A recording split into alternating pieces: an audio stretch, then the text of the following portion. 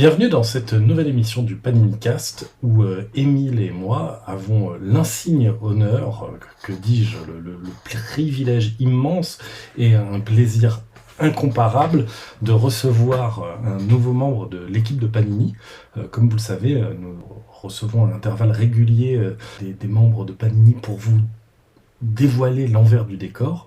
Et après Jérémy Manès, c'est l'immense, le talentueux, le génialissime Matteo Losso que nous recevons aujourd'hui. Bonjour Matteo. Bonjour Aurélien, bonjour Émile et bonjour à tous les amis qui nous écoutent. Bonjour Mathéo. Bonjour. Matteo, du coup, les gens te connaissent peu parce que tu es un homme de l'ombre, mais tu es du coup coordinateur éditorial Marvel, donc ton rôle en fait est immense chez Panini. Mais avant de rentrer dans le côté, on va dire, les rouages et savoir comment ça se passe et quelles sont les nombreuses casquettes que tu portes, on avait envie de te connaître un peu mieux et on a envie de dire, c'était quoi ton premier comics Marvel? Pour première chose, je voudrais vous remercier pour cette opportunité parce que c'est vraiment un plaisir d'être ici avec vous et de parler à tous les passionnés des comics américains.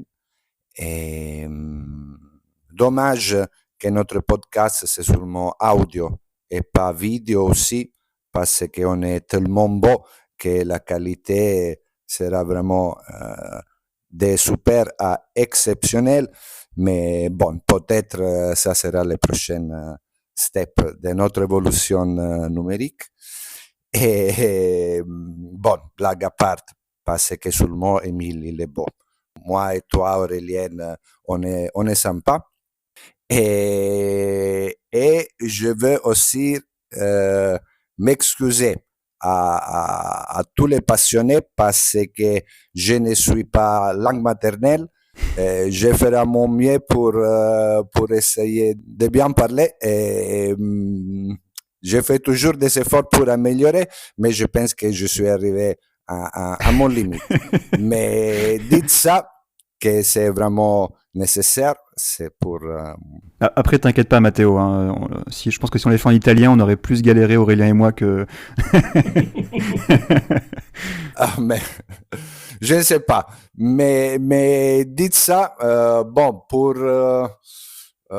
je suis passionné de BD, de comics depuis toujours.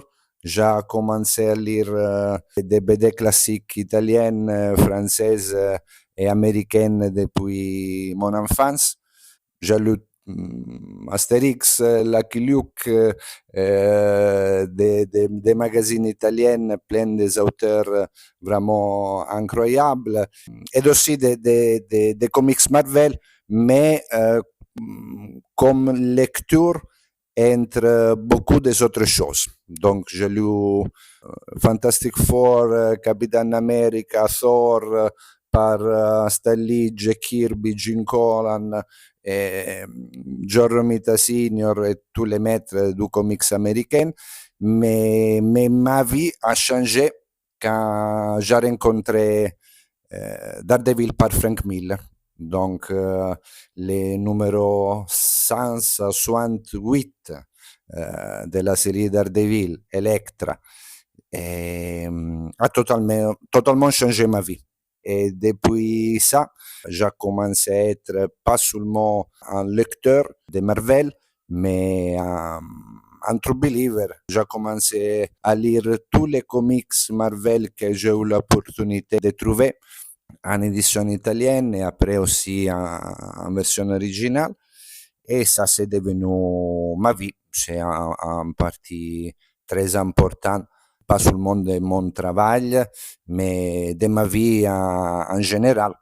Parce que oui, il y a bien sûr le plaisir de lire des œuvres incontournables, mais il y a aussi l'aspect humain d'apprendre la vie au travers des mots des scénaristes, de voir le monde dehors ma maison au travers de la fenêtre ouverte par l'univers Marvel. Et je me souviens d'ailleurs de la fois où on était à la Comic-Con Paris et que c'était l'édition où il y avait Frank Miller qui était également invité. Et c'est vrai que je t'ai rarement vu aussi ému que quand tu as eu la possibilité d'aller le voir, quoi. Ah ouais. Ça a été incroyable. J'ai eu l'opportunité de parler avec lui seulement pour 5 minutes. Et au début, j'ai perdu les mots. Donc, était très, très importante pour moi de le voir, d'avoir la possibilité de papoter avec lui et simplement de lui dire merci. Parce que, bon, c'est tout. Je pense qu'il n'y a plus rien à ajouter. Et aussi parce que c'est très, très difficile. Quand tu rencontres quelqu'un qui, pour toi, c'est super important, et même si tu, en théorie, dans ta tête, plusieurs des questions à lui poser et tu voudras discuter de plusieurs des choses, après c'est difficile. Et ça a été la première et la dernière fois que c'est arrivé quelque chose comme ça. Pourtant, t'en as croisé des légendes des comics, mais ouais. Oui, il est mon seul dieu. Je t'ai quand même vu faire un petit salut très honoré à Romita à la gare. Hein. Ah, ben oui, bien sûr. Miller, pour moi, c'est vraiment le meilleur.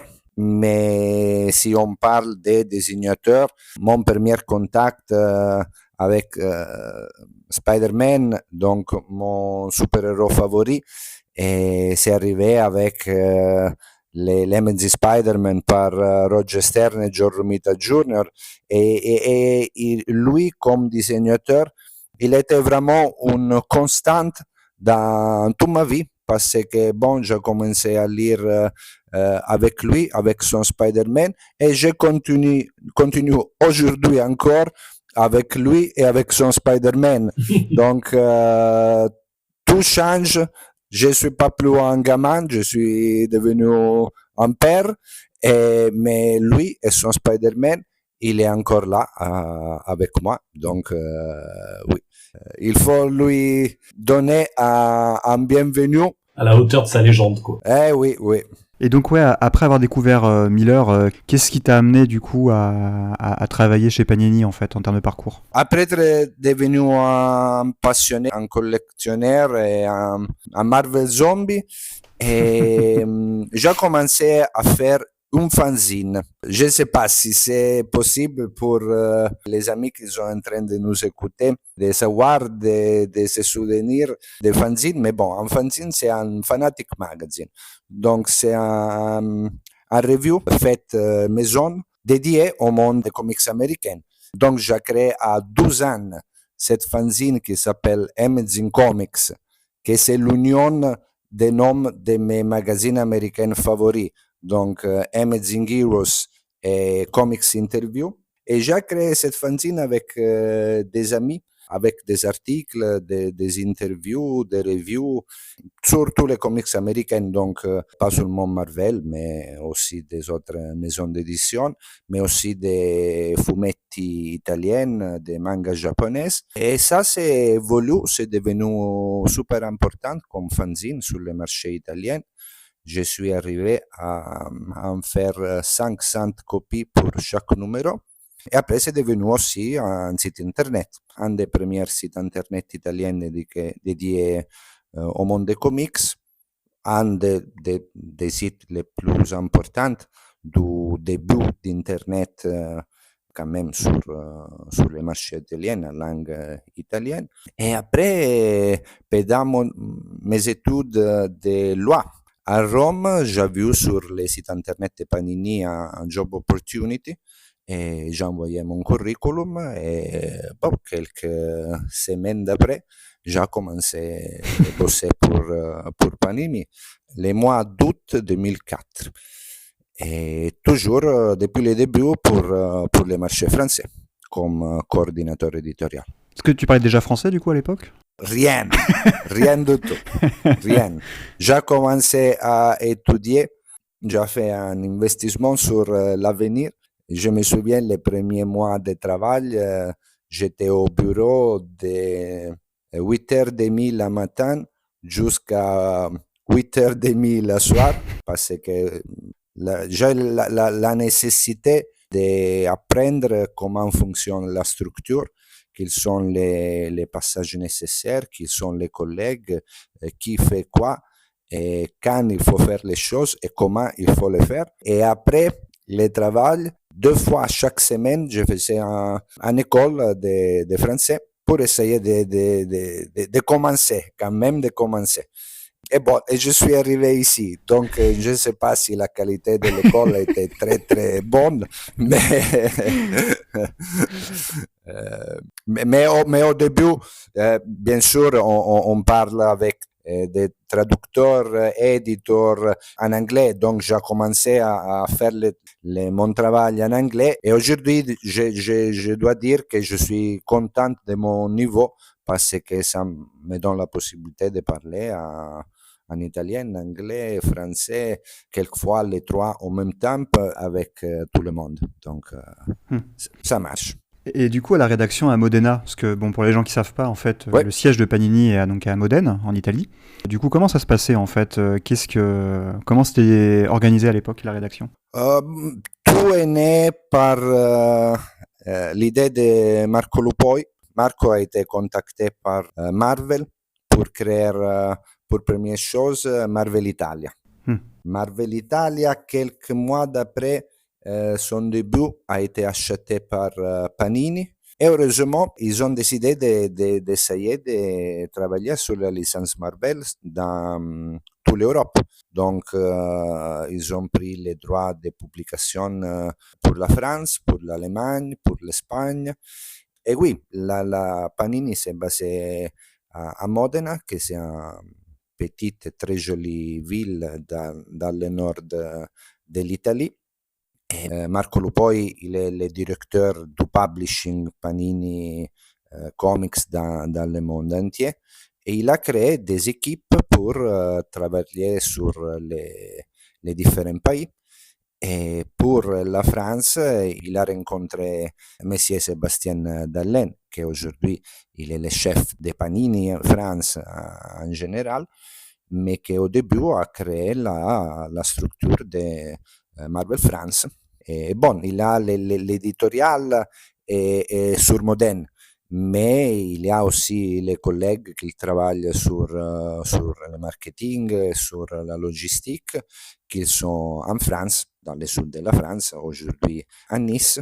Et donc oui, c'est toujours plus facile aujourd'hui parce qu'on a tous les logiciels qui nous donnent la possibilité d'être en contact quotidien, de parler, de se voir. Donc, c'est devenu plus facile. Mais moi, dans mon bureau, je garde comme si c'est un trésor tous les fax que Sébastien échangeait avec les traducteurs des comics pour dire il manque une boule à page 17 de l'épisode 40 et il faut le faire à travers des fax. C'est préhistorique, ça rend tout beaucoup plus compliqué. Et par contre, aujourd'hui, bien sûr, il y a des autres problèmes, des autres difficultés, mais même si on est distant, c'est comme on est un à côté de l'autre. Et donc, c'est plus pratique. On arrive même à enregistrer un podcast avec Aurélien à Paris, toi à Modena et moi à Nice, donc tu vois. Exactement. On a fait du progrès depuis le fax. Hein. Vive la technologie. Oui. C'est plus difficile les podcasts via fax. Et donc, du coup, tu dis que tu es rentré à Panini en 2004, et qu'est-ce que tu faisais exactement au début?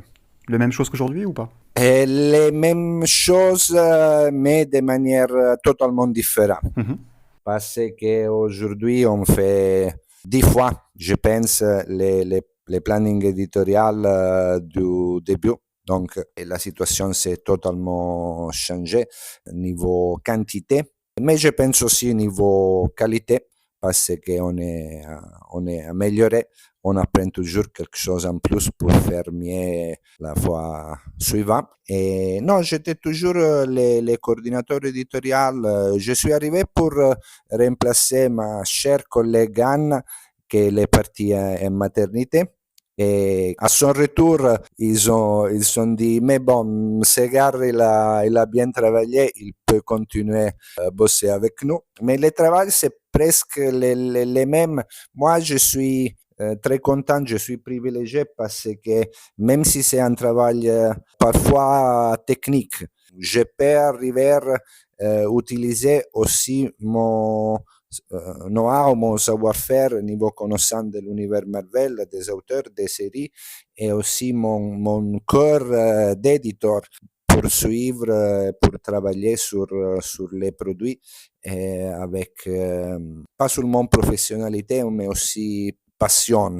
Mais c'est un travail super intéressant, compliqué, et si vous voulez en savoir plus, je suis ici. Bah, ouais, du coup, vas-y, explique un peu en détail. Déjà, est-ce que moi, je pourrais essayer de résumer ce que c'est ton travail en 3 mots? C'est toi qui fais en sorte que les BD soient conçus, on va dire. Je pense que c'est non, mais c'est un peu Non, en résumé, c'est ça. C'est tu fais en sorte que ce soit traduit, ce soit assemblé, ce soit fait, quoi. Oui, mais ça commence avant. Ouais. Parce que, bien sûr, c'est vrai, je suis le lien entre les différentes professionnalités qui sont nécessaires pour créer les livres, les comics. Mais avant tout, il faut les imaginer. Tout part d'une idée. Et c'est un travail d'équipe, bien sûr. On part toujours avec les collègues des autres rédactions, les collègues qui travaillent pour les autres pays. On parle presque chaque jour avec Émile, avec Jean-François, avec Walter, bien sûr, qui c'est le responsable de Panini Comics France. Pas seulement comics, mais aussi manga, les livres, donc les publishing en général. On partage des idées, on partage des rêves, on partage des projets, des choses qu'on aimerait bien faire. On essaie d'étudier quel est le meilleur format pour publier une histoire plutôt qu'un autre. On imagine quand il faut faire les choses et c'est vraiment stimulant parce que bon, on échange des avis et des idées qui sont de temps en temps différents. Mais c'est super important de discuter. Et oui, et ça commence avec le planning éditorial, parce qu'on garde ce qui est publié aux États-Unis, on lit les comics, bien sûr, et après on commence à faire. On commence à faire tout simplement, on travaille pour première chose sur un planning éditorial qui s'est partagé entre nous, bien sûr, de Panini France, mais aussi avec les autres pays. On cherche des joint ventures, on cherche de faire les choses tous ensemble. Et après, quand on est prêt à partir, on part. Donc, je commence à en parler avec les traducteurs, avec les éditeurs, avec les supervisors, qui sont les collègues qui travaillent chez eux, bien sûr, qui travaillent sur les chemins de fer des livres, qui écrivent les textes. Je te coupe juste pour expliquer 2-3 trucs à ceux qui nous écoutent. Par exemple, quand tu dis que tu travailles avec les éditeurs et supervisors, en fait, c'est ceux qui vont créer, par exemple, le chemin de fer. Alors, je voulais expliquer aussi ce que c'était que le chemin de fer, parce que nous, on travaille dans l'édition, donc on le sait, mais c'est vrai que le chemin de fer, du coup, c'est un fichier Excel dans lequel on dit, la page 1, c'est l'éditorial, la page 2, c'est le début de la BD, etc., etc. L'épisode 1, il s'arrête à telle page de la BD, etc., et voilà. Et donc, on appelle ça un chemin de fer, la description en fait un peu physique de ce qu'il y a dans un ouvrage, et du coup l'éditeur c'est celui qui va en général, l'éditeur, du coup, écrire les textes qui vont servir à l'intérieur. Exactement. Et non, ça c'est super intéressant parce que bon, donc comme ça j'ai la possibilité de voir un livre depuis le début jusqu'à la fin. quand on a au bureau les premières copies de chaque livre, de chaque BD, et on arrive finalement à les feuilleter pour chercher les erreurs, parce que la perfection n'existe pas. On cherche toujours de faire mieux, d'améliorer. Et bon, oui, donc en général, c'est ça mon travail. Bien sûr, il y a les choses les plus amusantes, qui sont celles-là dont j'ai parlé. Il y a les choses qui ne sont pas trop intéressantes, que c'est du travail quotidien. Il y a les problem solving. Mais c'est super. Je pense d'être un privilégié, parce que simplement je fais un travail que j'aime beaucoup, et donc je peux rien demander en plus. Là-dessus, c'est vrai qu'on se rejoint, hein, parce que c'est vrai que travailler du coup sur les comics au quotidien, même quand il y a des tâches qui sont répétitives, se dire ouais mais bon là je suis en train de travailler sur Spider-Man ou les Avengers, bon ça va, c'est pas si grave que la tâche soit répétitive. Oui, il y a ce moment toujours très cool où en fait on a ces réunions édito où en fait tout reste à faire. Et en fonction de ce qui sort aux États-Unis, on est un peu excité comme des gamins d'apprendre que bah là, par exemple, il y a une nouvelle série de Quesada, qu'il y a une super série de McNiven qui va sortir sur Daredevil. Et là, du coup, on se prend à rêver de comment on va le sortir. Donc ouais, c'est toujours des moments super cool, tous ensemble, qu'on passe. Oui, c'est frustrant parfois qu'on connaît des choses, bien sûr, en avance par rapport à la diffusion public des informations. Donc, je ne peux pas parler de ce que je voudrais avec tout le monde, aussi avec des autres amis qui sont passionnés comme moi, parce que, bon, c'est du secret industriel, donc je ne peux pas en parler. Mais enfin, on peut dire que ça va sortir cette nouvelle mini-série dessinée par le maître Joe Quesada, et j'ai vraiment envie de la lire, mais quand même, on peut déjà commencer à en parler.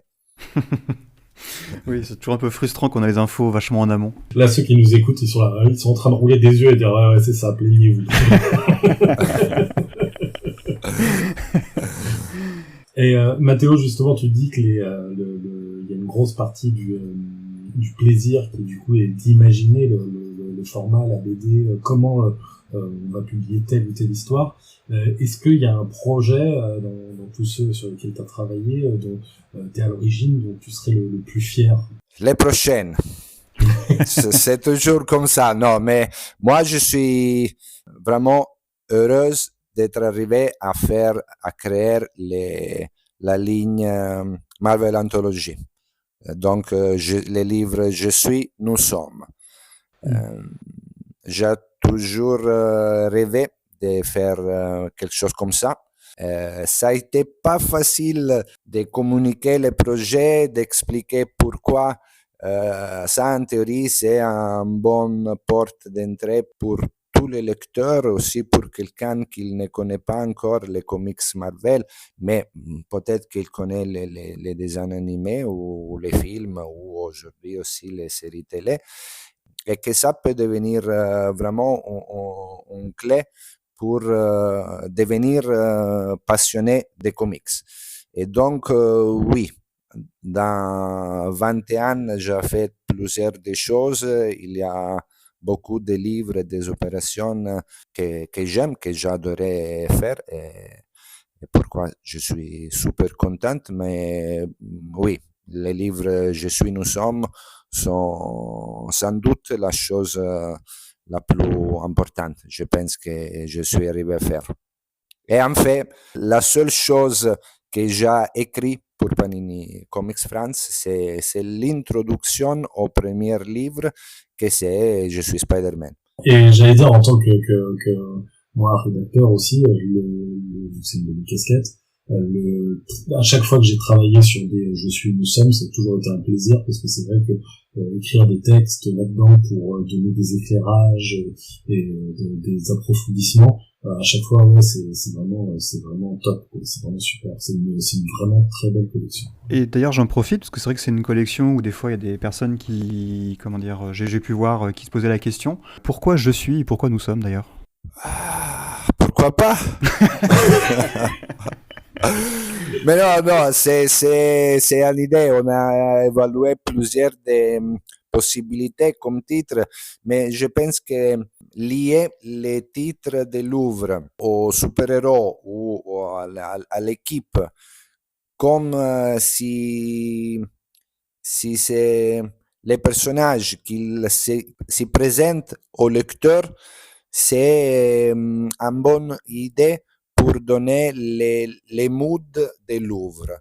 Parce que l'idée derrière la collection, c'est vraiment de donner la possibilité à tout le monde de découvrir les facettes les plus importantes des personnages qui ont une énorme liste des histoires au catalogue. Et c'est pas possible de tout lire si tu veux commencer à les connaître. Donc, c'est les personnages Jeff le requin. Pour Jeff le requin, c'est possible. oui. Non, c'est les personnages qui s'y présentent au lecteur au travers d'une sélection des épisodes iconiques et des contenus rédactionnels, bien sûr, même si la partie la plus difficile, c'est de sélectionner les comics.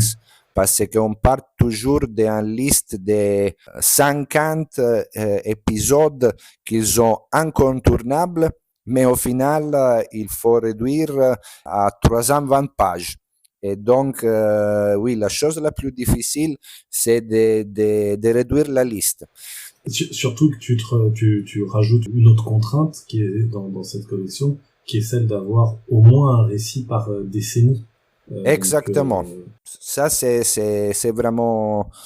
je pense que c'est nécessaire parce que le personnage a une évolution dans sa vie, pas seulement dans la vie éditoriale, mais aussi dans la vie fantastique de l'univers Marvel. Et il y a des périodes, il y a des moments où les choses ils changent, aussi niveau narration, niveau style des auteurs. Donc, pour vraiment donner un cadre plus généraliste, il faut publier des choses différentes. Autrement, bon, tu peux faire un Je suis Spider-Man avec tout le monde ou Stan Lee, et Ditko et John Romita Sr. Ça marche, ça fonctionne. Mais l'esprit, c'est de montrer comment les personnages ont évolué au cours des années. Parce que il y a les histoires du début qui sont plus simples, mais on arrive aussi à l'épisode de Straczynski et Romita Jr. dédié aux Twin Towers. Et oui, ça c'est l'évolution du personnage, c'est l'évolution de Marvel, mais c'est aussi l'évolution du monde. Et c'est ça qu'on veut montrer. Et bien sûr, quand on travaille sur Je suis Spider-Man, c'est beaucoup plus difficile que quand on travaille sur Nous sommes les Thunderbolts, parce que les Thunderbolts ils ont une histoire éditoriale bien plus courte de Spidey.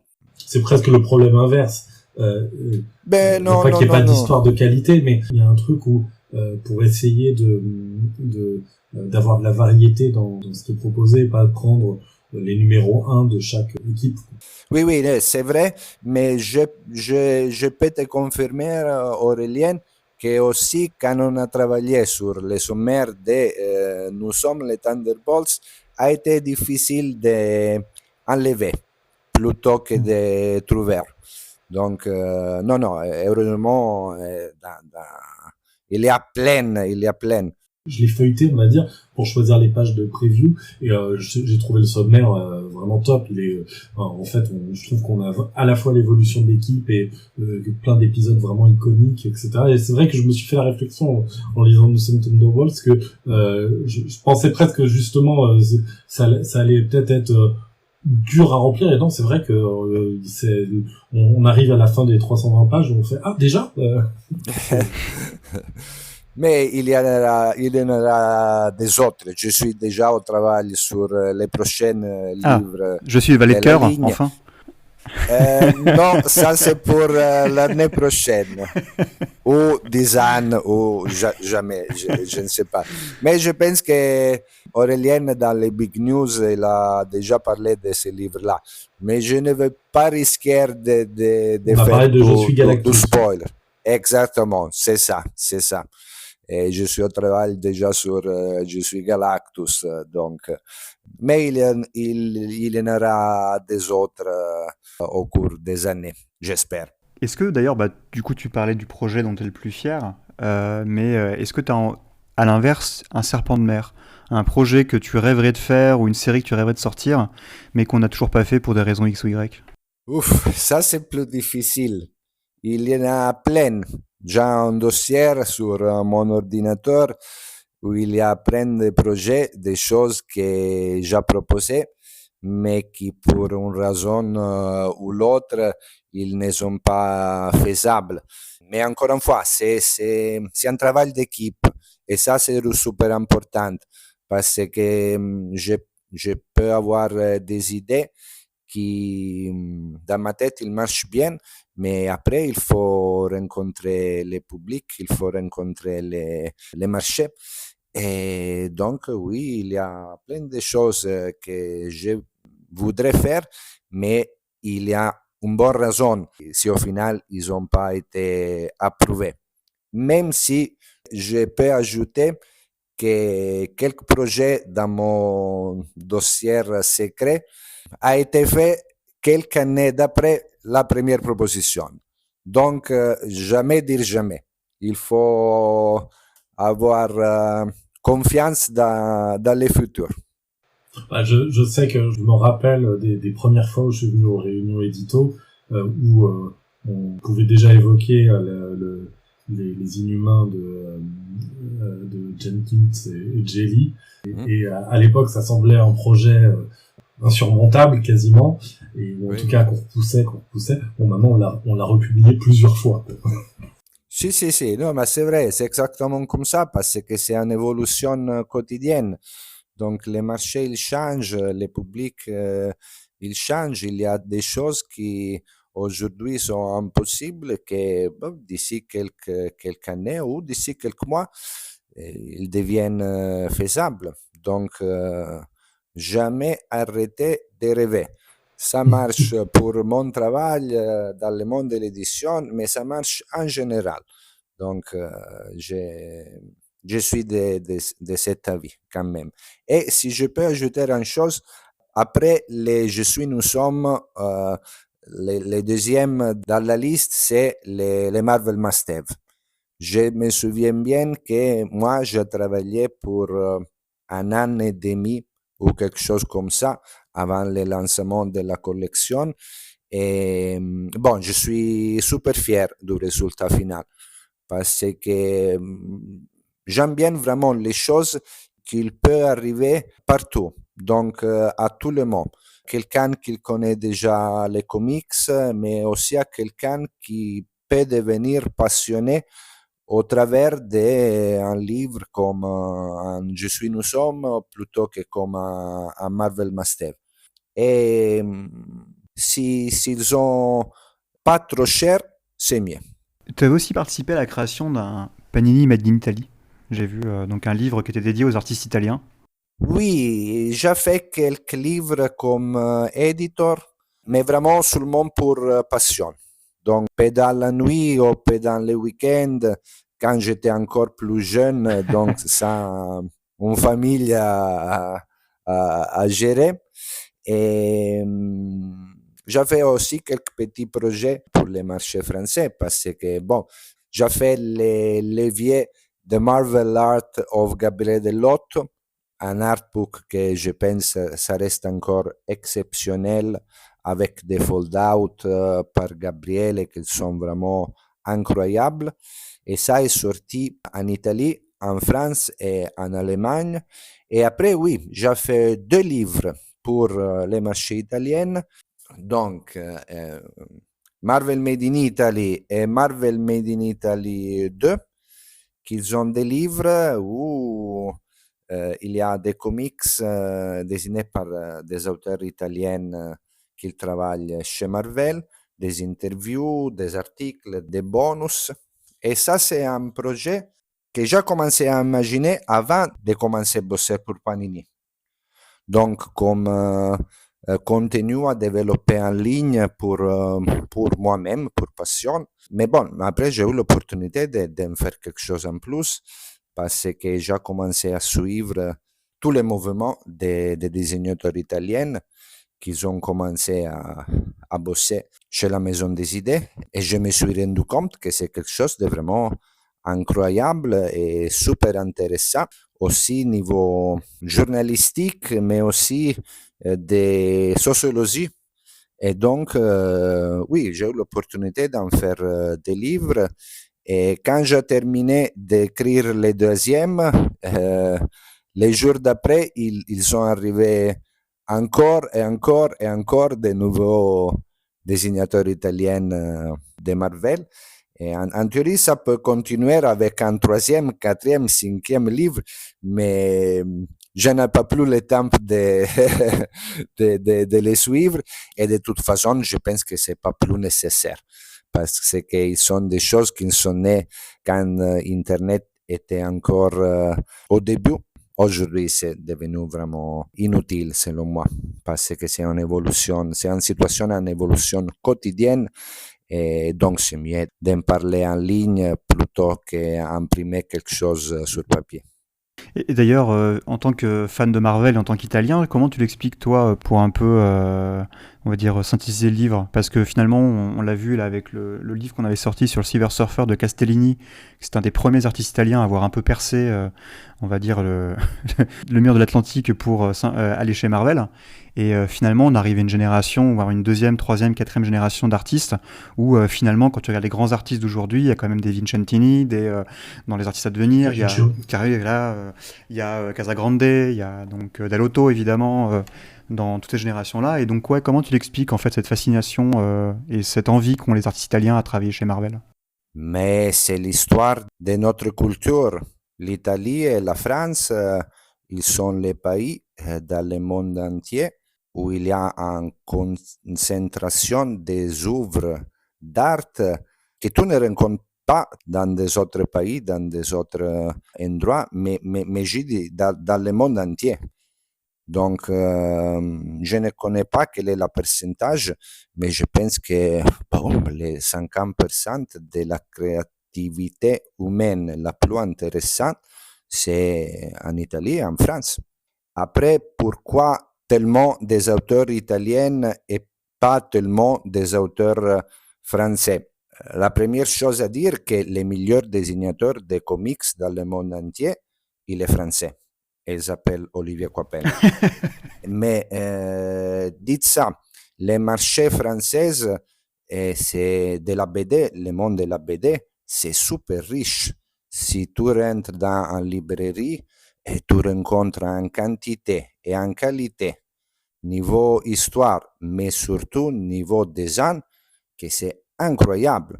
Et c'est un marché totalement lié à la culture française, où les comics, où les BD, ils ont une lecture populaire, sur le même niveau d'un roman de qualité. Et donc, les dessinateurs français, ils n'ont pas la nécessité d'aller chercher du boulot hors de la France.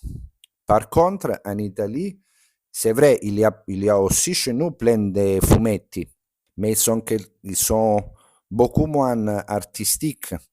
Et donc, tous les dessinateurs italiens qui veulent faire quelque chose de différent, ils ont la nécessité d'aller chercher du travail dehors de l'Italie.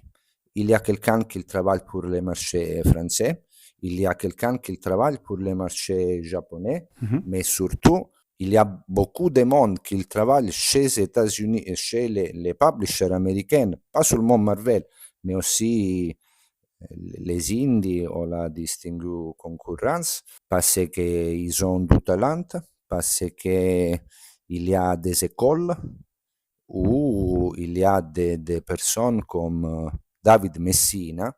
David, il est un bon dessinateur, mais surtout, il est arrivé à créer des générations des auteurs qu'aujourd'hui, il travaille sur les séries les plus importantes des États-Unis.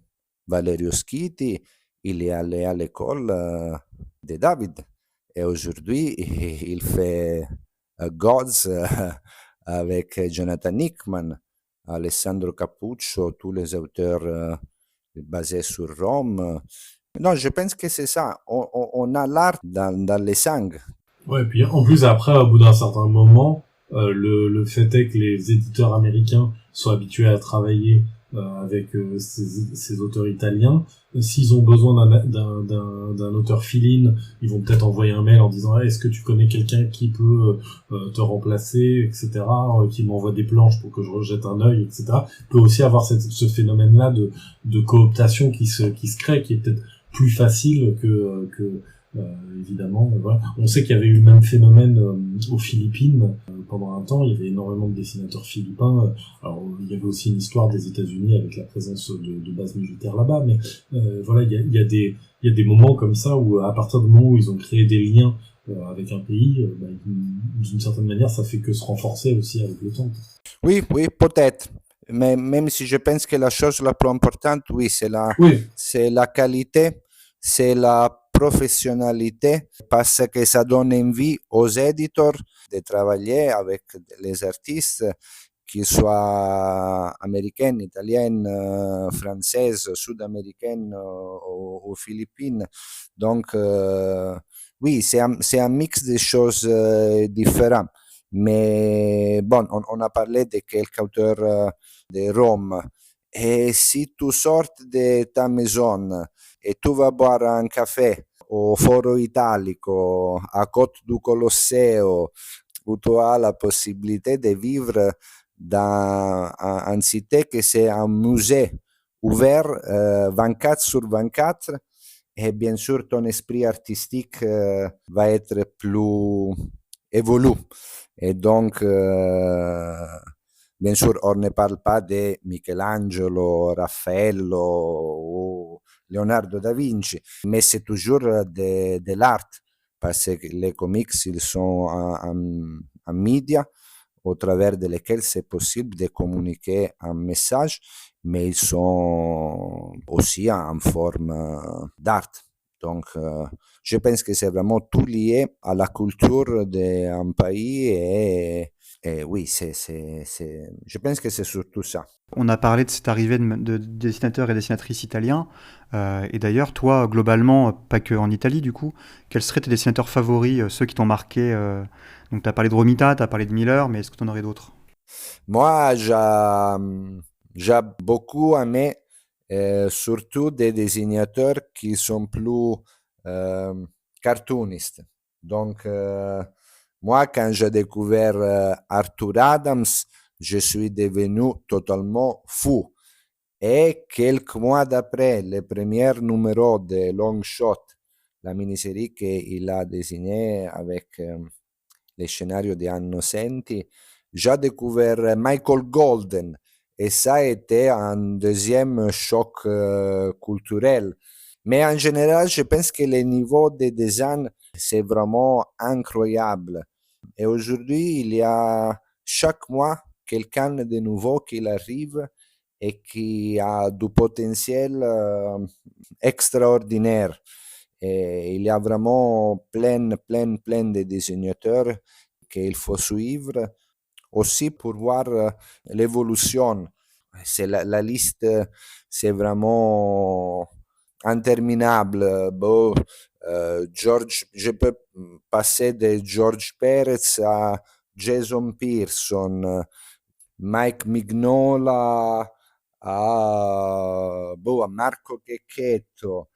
Non, c'est niveau artistique, je pense qu'il y a toujours quelque chose à découvrir aussi dans les catalogues des choses qui sont disponibles, parce que vraiment il y en a pour tous les goûts. Et le niveau c'est toujours très haut. Et quand tu dis que chaque mois il y a un nouvel auteur qui émerge avec plein de promesses, ça me fait penser au fait que t'es quand même le principal moteur en termes de qui est des invités, on va dire, qu'on va avoir sur les salons. Hein. C'est quand même souvent toi qui vas suggérer tel ou tel nom et faire le lien pour avoir les auteurs. Et je trouve ça complètement fou et incroyable, et à quel point tu nous as fait venir des auteurs qu'à chaque fois je trouvais excellents, mais qui étaient pas encore très connus à ce moment-là, et qui 1 an après, 2 ans après, sont devenus des Stormbreakers, ont eu des coups de projecteur de Marvel, ont dessiné l'event d'après, etc. Tu nous as fait inviter Valerius Kitty, Nick Klein. Nick Klein, tu nous as fait inviter la liste serait trop longue et je vais en oublier, et voilà, mais je vais m'en vouloir, mais à chaque fois c'était assez fou à quel point tu ciblais les nouvelles superstars quoi de demain. Et du coup, c'est qui les prochains? Mais bon, c'est toujours un travail d'équipe, parce que je peux faire des propositions.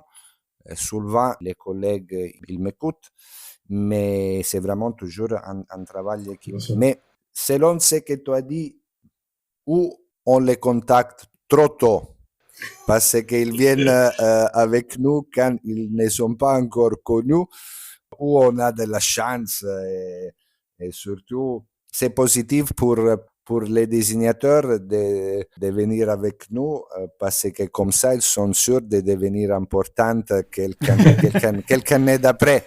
Donc, peut-être que ça, c'est la clé du succès. Mais on est déjà au travail sur la prochaine édition d'Angoulême. Ça, c'est la seule chose que je peux dire. Mais on a eu toujours de la chance, parce que à part la qualité, à part le niveau de popularité, je pense que vraiment on a toujours eu la possibilité de rencontrer des personnes qui sont super sympas et super jolies, aussi comme être humain, pas seulement niveau talent, niveau qualité du design. Chacun différent. Mais la chose que j'ai appris, que plus grands ils sont, plus c'est facile de travailler avec eux. On a eu vraiment, je pense, les top du top. Je me souviens que quand j'ai bossé pour la première fois sur l'organisation de la participation Panini au Festival d'Angoulême, j'ai invité Joe Quesada.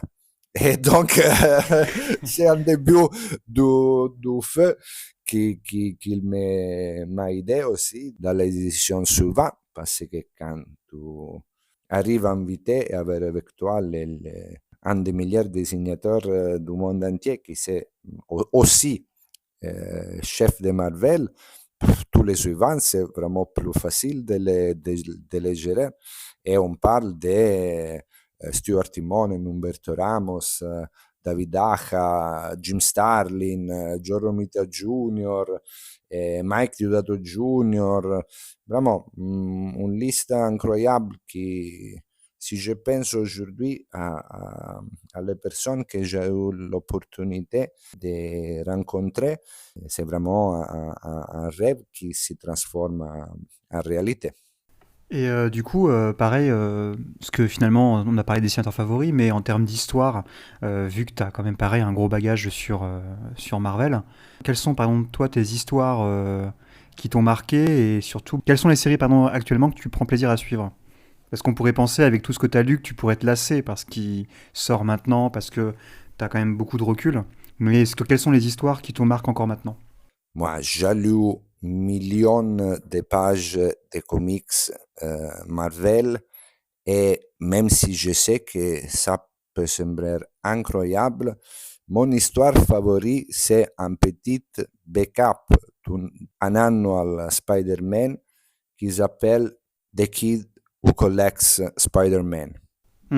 Vous pouvez la retrouver dedans Je suis Spider-Man, bien sûr. Ça, c'est un petit publicité. S'il y a encore des copies de Je suis Spider-Man disponibles, autrement, Émile, je te demande s'il te plaît de travailler sur une réimpression vraiment nécessaire. Oui, ça continue à être mon histoire Marvel favorite de tous les temps.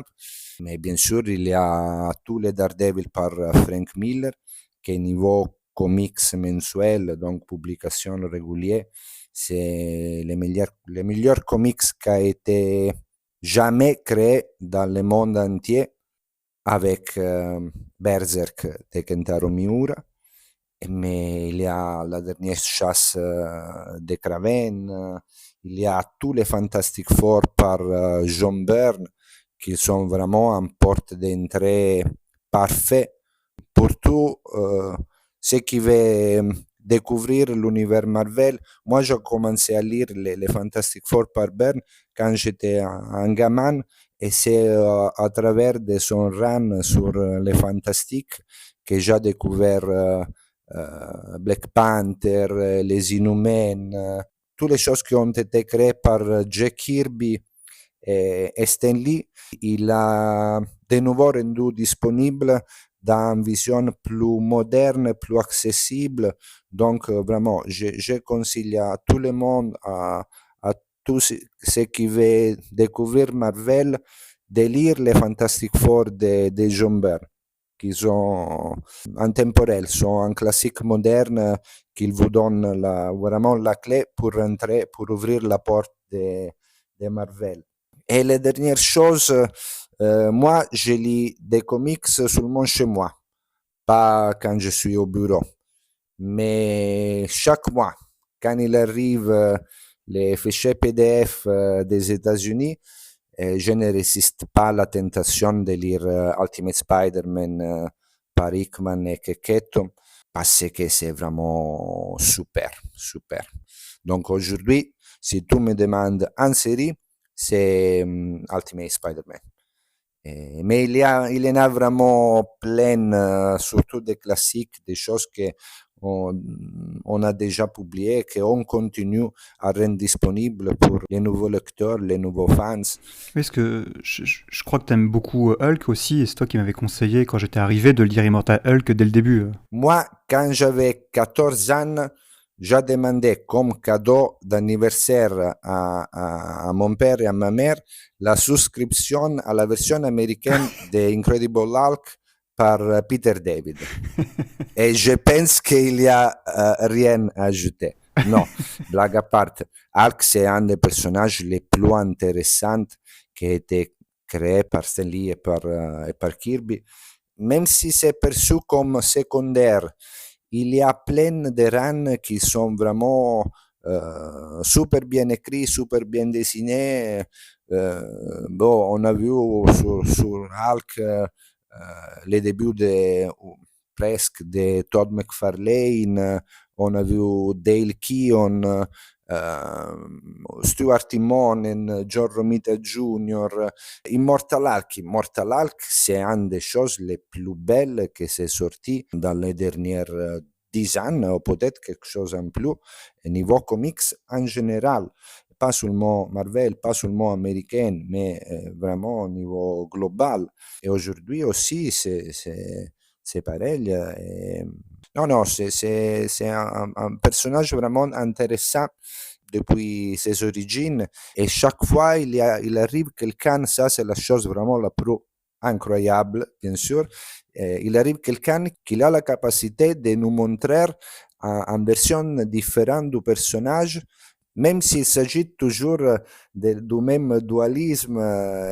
Je trouve ça fou, par exemple, que sur le run récent, le run actuel de Philip Kennedy Johnson et Nick Klein, on se voit dans la même veine horreur que Immortal Hulk, et pourtant ça fait pas du tout redite. On a vraiment l'impression de lire quelque chose de complètement différent.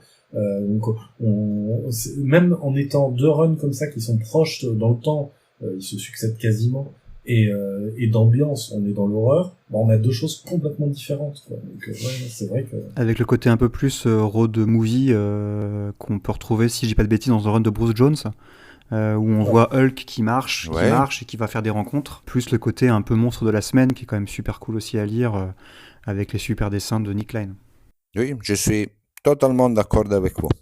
Et du coup, Mathéo, ça fait presque 1 heure qu'on enregistre. Est-ce que tu aurais un mot de la fin ?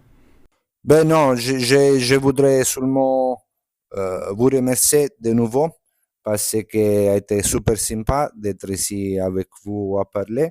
Je voudrais remercier tous les passionnés qui nous écoutent parce que bon, on a parlé du festival d'Angoulême, des designateurs, mais oui, pendant les festivals, les conventions en général, j'ai eu l'opportunité de rencontrer des auteurs extraordinaires. Ils ont aussi une opportunité pour rencontrer les collègues. Mais oui, j'ai eu aussi la possibilité de rencontrer plusieurs de lecteurs qui sont des passionnés exactement comme moi. J'ai eu la possibilité de papoter comme on a fait pendant le podcast et ça a été toujours vraiment important de rencontrer la réalité parce que la réalité c'est fait par les personnes qui chaque mois qui achètent nos livres, qui parlent avec nous au travers des réseaux sociaux, qui sont gérés de manière exceptionnelle par... Je trouve aussi. Franchement, je trouve aussi. Oui. Parce qu'on a un social media manager de super niveau. Et donc, oui, je voudrais remercier surtout les lecteurs qui sont avec nous depuis 30 ans, ou peut-être quelque chose comme ça, qu'ils continuent à nous suivre et à nous soutenir parce que, bon, ils sont, au final, sont la chose la plus importante. Sans des lecteurs, sans des passionnés, on n'est rien. Donc, merci de nouveau à tout le monde. Bah, je me joins à ces remerciements et du coup, bah, je te remercie à nouveau, Mathéo, pour avoir accepté de participer avec nous à cette émission qui va peut-être permettre aux gens qui nous écoutent d'en savoir plus aussi sur les coulisses de Panini et surtout que, avant tout, on est aussi beaucoup des fans. Même des fois trop souvent des fans aussi. Et donc, on se retrouve dans une prochaine émission Made in avec un ou une autre invité donc, dans les mois à venir. Et d'ici là, on vous souhaite de très bonnes lectures. À bientôt. Ciao. Au revoir. Au revoir.